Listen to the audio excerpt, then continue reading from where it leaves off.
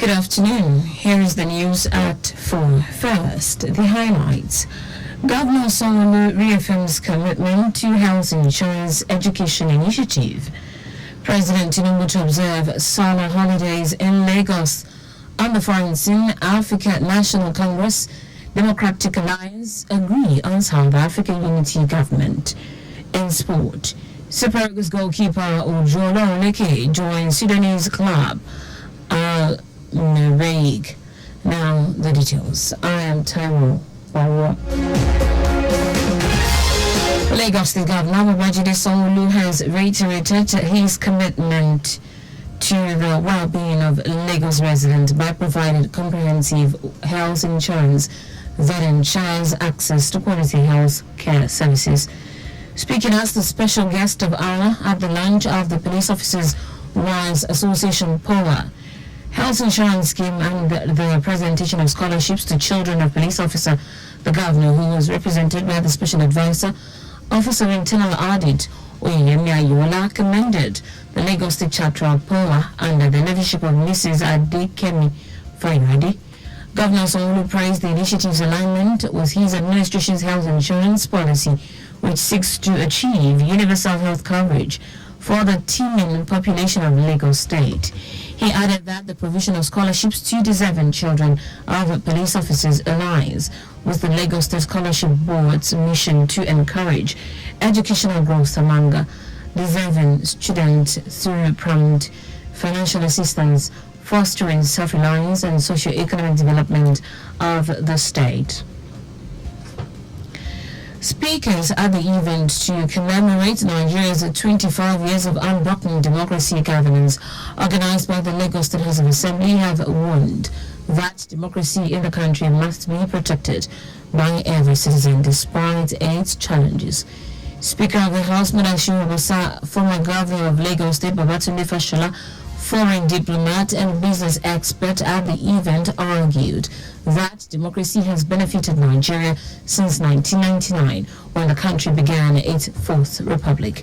Obasa said Nigeria deserved to celebrate because in the last 25 years, the country has successfully transferred power from one administration to another, uphold the principles of representation, accountability, and the rule of law. He noted that roles so far played by the state legislature in the scheme of Nigeria's progress to include promotion of good governance, accountability, the rule of law, as well as passage of bills that have transformed the lives of citizens.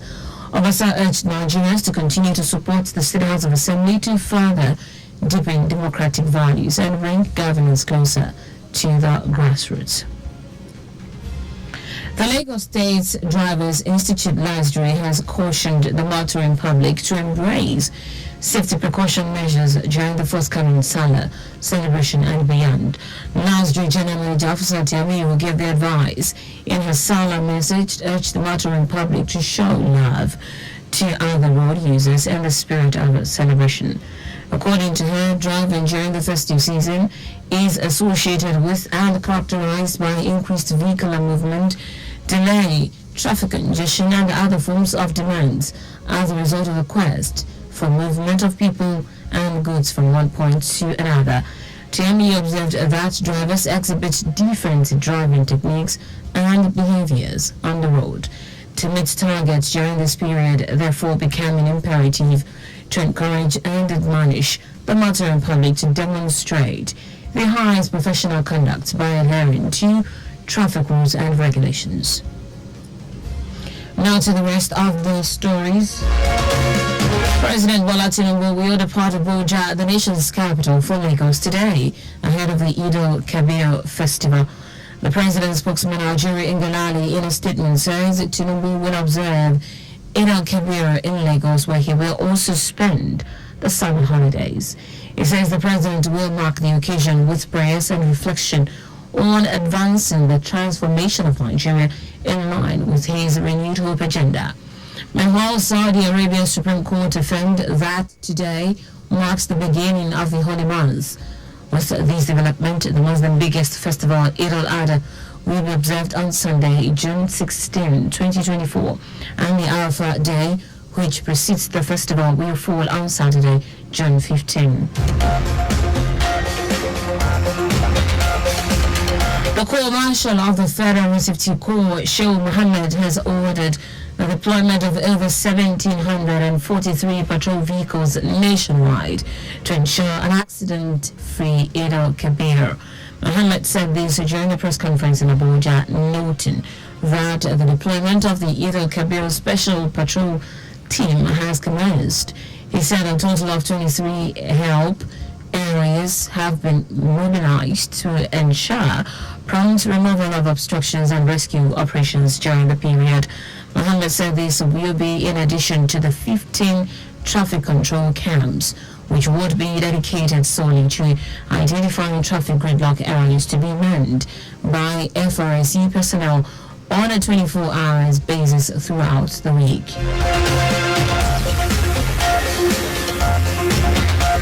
The Inspector General of Police, Olukayode Egbetokun, has suspended special promotions within the force with immediate effect. The police boss made this known while decorating newly promoted top officers of the police force held in Abuja. He condemned some officers who lobby for special promotion, noting that henceforth anyone recommended by politicians and influential personalities in the society would be disciplined.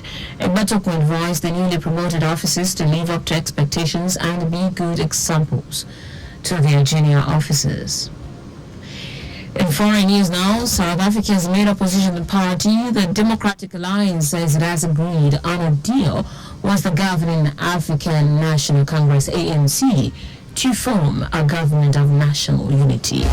This came after weeks of speculation about who the ANC would partner with after losing its parliamentary majority for the first time in 30 years in last month's election. Reports say the agreement covers the division of post in the government as well as the provincial government in Gauteng and KwaZulu-Natal. The coalition deal is likely to be welcomed by the business sector with the belief that it will guarantee economic stability and avoid capital flight as it leaves out two radical parties that advocate nationalization of land, mines and banks.